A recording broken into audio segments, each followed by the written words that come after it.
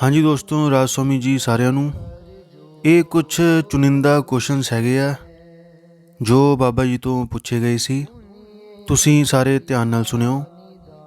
ਇੱਕ ਬॉय ਨੇ ਬਾਬਾ ਜੀ ਤੋਂ ਪੁੱਛਿਆ, ਬਾਬਾ ਜੀ ਮੇਰਾ ਸਿਮਰਨ ਨਹੀਂ ਚੱਲਦਾ, ਮੇਰਾ ਸਿਮਰਨ ਦੇ ਵਕਤ ਮਨ ਨਹੀਂ ਲੱਗਦਾ। ਬਾਬਾ ਜੀ ਨੇ ਫਰਮਾਇਆ ਕਿ ਬੇਟਾ, ਸਾਨੂੰ ਸਿਮਰਨ ਚਲਾਉਣਾ ਨਹੀਂ ਹੈਗਾ, ਆਪਾਂ ਨੇ ਸਿਮਰਨ ਕਰਨ ਦੀ ਕੋਸ਼ਿਸ਼ ਕਰਨੀ ਹੈ। ਫਿਰ ਬਾਬਾ ਜੀ ਨੇ ਇੱਕ ਸੁੰਦਰ ਉਦਾਹਰਨ ਦਿੱਤਾ ਕਿ ਹੁਣ ਦੇਖੋ, ਜੇ ਹੁਣ ਬੱਚਾ ਸਕੂਲ ਨਹੀਂ ਜਾਂਦਾ ਤਾਂ ਕੀ ਆਪਾਂ ਉਹਨੂੰ ਸਕੂਲ ਨਹੀਂ ਭੇਜਦੇ? ਆਪਾਂ ਜਿੱਦਾਂ ਵੀ ਕਰਕੇ ਉਹਨੂੰ ਸਕੂਲ ਭੇਜਦੇ ਹਾਂ, ਉੱਦਾਂ ਹੀ ਆਪਾਂ ਨੇ ਸਿਮਰਨ ਨੂੰ ਮਨ ਦੇ ਅੰਦਰ ਕਰਨ ਦੀ ਕੋਸ਼ਿਸ਼ ਕਰਨੀ ਹੈ। ਅਗਲਾ ਕੁਐਸਚਨ, ਇੱਕ ਲੇਡੀ ਨੇ ਪੁੱਛਿਆ, बाबा जी ਜਦੋਂ मैं भजन पे बैठती हाँ, जब मैं भजन सिमरन करती हूँ तो हुजूर जी के दर्शन होते हैं। बाबा जी मजाक करते हुए बोले। इस पर भी बाबा जी ने बड़े ही सुंदर तरीके से मजाक किया, इतने सीरियस क्वेश्चन पर भी। देखो आप कितना अच्छा उदाहरण है, हमने तो बाबा जी की तरह बनना है। बाबा जी ने हंसते हंसते फरमाया कि बुड्ढों के दर्शन करने की क्या ज़रूरत है। इस पर सारी संगत ज़ोर ज़ोर से हंसने लगी। फिर बाबा जी ने फरमाया कि जवान बाबा सामने बैठा है। फिर संगत ज़ोर ज़ोर से हंसी।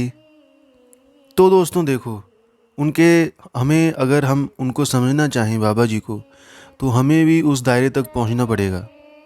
कई बार कुछ ऐसे नेगेटिव, जैसे मैं अपने कुछ दोस्तों की बात कर रहा हूँ, कई बार कुछ ऐसे होते हैं जिनकी सोच वो नेगेटिविटी की तरफ ज़्यादा ध्यान देते हैं, वो पॉजिटिवली वे में ले ही नहीं सकते, ऊपर से उनके दायरे छोटे। अगला क्वेश्चन एक लड़के ने किया कि बाबा जी क्या हमें झूठ बोलकर नामदान लेना चाहिए? और सब मुझे बोलते हैं कि नामदान लेने के बाद हमारी बुरी आदत चली जाएगी। बाबा जी ने उत्तर दिया, नामदान तो लेना चाहिए पर घर वालों के बोलने से नहीं लेना चाहिए, क्योंकि ये करनी का मार्ग है। सोच समझकर नामदान लेना चाहिए। तो दोस्तों देखो, बाबा जी ने बड़े ही एक डीप बात कह दी कि ये करनी का मार्ग है। कोई भी दुनिया में अगर काम होना, वो करनी से होगा, बातों से नहीं।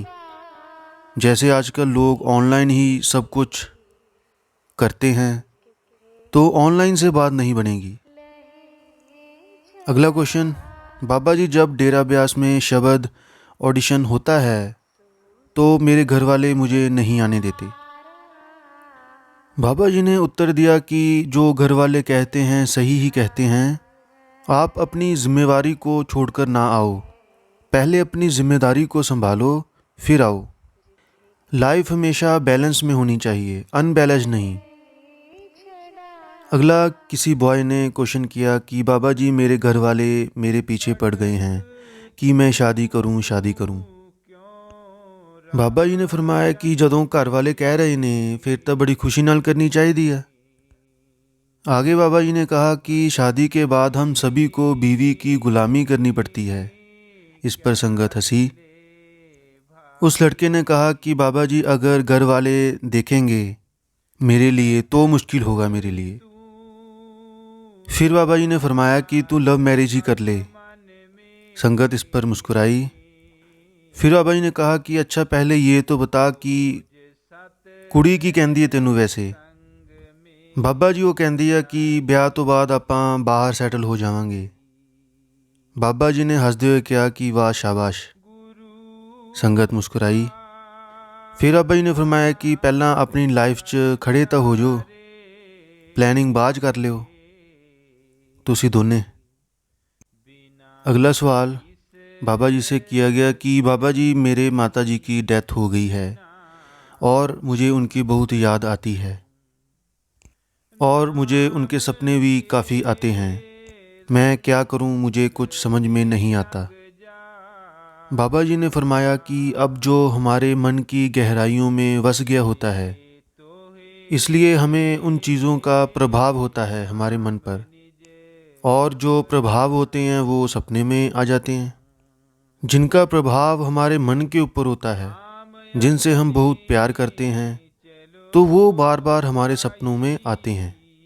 लेकिन ये तो सिर्फ सपने होते हैं, हमने इनके ऊपर ध्यान नहीं रखना। हमने तो अपनी करनी के ऊपर ध्यान करना है कि हम क्या कर रहे हैं। जब हम इसी ध्यान को दूसरी तरफ लगाएंगे तो सपने आने बंद हो जाएंगे। फिर उस लड़के ने सवाल किया कि बाबा जी, जो अमावस्या की रात को श्राद्ध करते हैं तो क्या मैं वो कर सकता हूँ? बाबा जी ने फरमाया कि बेटा, मेरी तरफ से आपको किसी भी चीज़ की मनाही नहीं है, आप अपनी खुशी के साथ कर सकते हैं। लेकिन दोस्तों, आपको पता है कि बाबा जी का मकसद भजन सिमरन है। बस वो काम हमारा मेन प्रायोरिटी का होना चाहिए। फिर चाहे जो मर्ज़ी हम पूजा पाठ करें, लेकिन बस भजन सिमरन को 2.5 घंटे ज़रूर दें। बाबा जी ने फरमाया कि जो हमें मिलेगा वो भजन सिमरन से ही मिलेगा। फिर बाबा जी ने फरमाया कि ये चीज़ें तो हमारा ध्यान वो दुख से निकलने के लिए, उस तरफ लगाने के लिए ये चीज़ें बनाई गई थी। बाबा जी ने बड़ा खोलकर इसे समझाया था। फिर कहा कि अगर हम ये सोचें कि रूहानियत में हमें इससे कोई मदद मिल जाएगी, तो ऐसी बात नहीं है। रूहानियत में तो आपको भजन सिमरन और सेवा ही मदद करेगा। अगला एक सवाल किसी बीबी ने किया कि बाबा जी, जिस मोहल्ले में मैं रहती हूँ वहाँ के लोग मुझे बहुत कुछ बोलते हैं।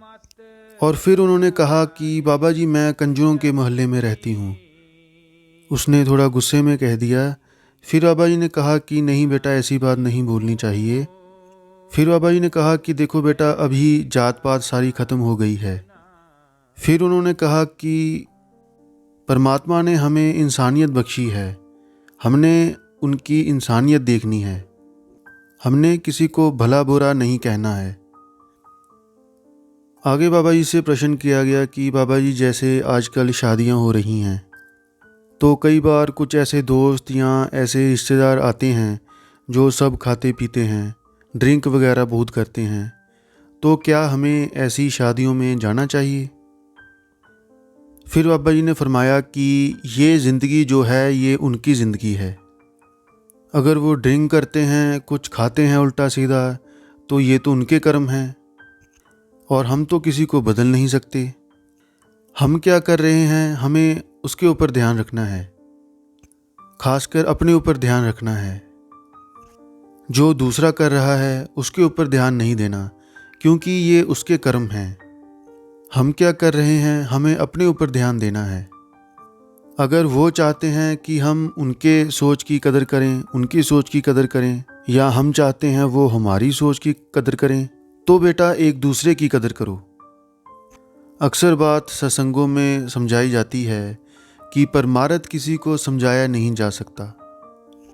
परमार्थ उसी को सिर्फ समझाया जा सकता है जो इसको समझना चाहता है, जो इस चीज़ को धारण कर सकता है।